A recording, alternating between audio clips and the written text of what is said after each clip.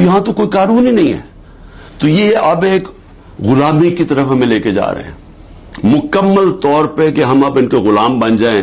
جو منہ کھولے اصل میں یہ ایک آزادی کے خلاف اب یہ قانون بنا رہے ہیں کہ آپ قانونی طور پہ ہمیں غلام بنا لیں کہ ہماری کوئی آواز نہ ہو, ہم کہیں نہ جا سکیں.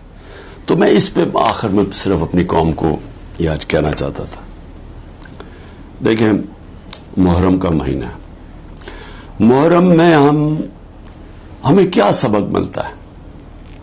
ہمیں محرم میں ایک ہی سبق ملتا ہے کہ رائے حق کے لیے, ظلم کے خلاف کھڑے ہونے کے لیے اگر ظالم کے سامنے کھڑے ہوتے ہوئے آپ کی جان بھی چلی جائے تو اس کی پرواہ نہیں ہونی چاہیے. آپ کو قربانی دینی چاہیے اپنی آزادی کے لیے, آزادی رائے کے لیے, آپ کو اپنے حقوق کے لیے, انصاف کے لیے. کیونکہ جب تک ایک قوم آزاد نہیں ہوتی دنیا کی تاریخ میں اس کا کوئی مقام نہیں ہوتا. وہ میں بار بار آپ کو مولانا رومی کا وہ جو ان کی ایک کہات ہے کہ جب اللہ نے آپ کو پر دیے تو کیوں چونٹیوں کی طرح زمین پہ رینگ رہے ہو. غلام زمین پہ رینگتے ہیں, ان کی کوئی حیثیت نہیں ہوتی. 25 کروڑ کی آبادی ہے. آج مجھے بتائیں ہماری کیا حیثیت رہ گئی؟ وہ جا کے بلاول بھٹو کتنی دفعہ امریکہ گیا ہے, پتہ نہیں کتنے ہمارے ڈالر خرچ کیے اس نے وہاں. اور جب نریندر مودی وہاں گیا تو اس کو ایسا انہوں نے جس طرح کا استقبال دیا. اور اس کے بعد بائیلیٹرل ٹاک تھی ان دونوں کے بیچ میں, امریکہ اور انڈیا. پاکستان کو انہوں نے دہشت گرد بنا دیا کہ جی دھمکی دی کہ دہشت گردی بند کرو. یہ حیثیت رہ گئی ہے.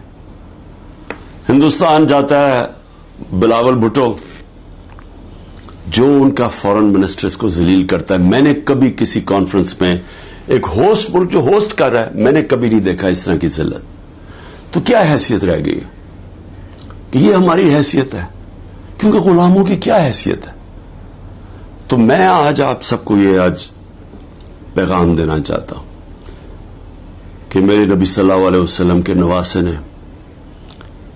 رائے حق کے لیے ایک ظالم کے سامنے اپنی قربانی دینے کے لیے وہ تیار ہو گئے, لیکن ظلم کے سامنے جھکنے سے انہوں نے منع کیا. انہوں نے کہا میں اس سے بہتر ہے, اور میں کہتا ہوں کہ غلامی سے بہتر ہے موت. اور صدیوں تک ہر وقت جب مسلمان ظلم کے سامنے کھڑا ہوتا تھا تو ان کو یاد آتا تھا کہ ہمارے نبی صلی اللہ علیہ وسلم کے نواسے نے ظالم کے سامنے سر نہیں جھکایا, سر کٹوا لیا.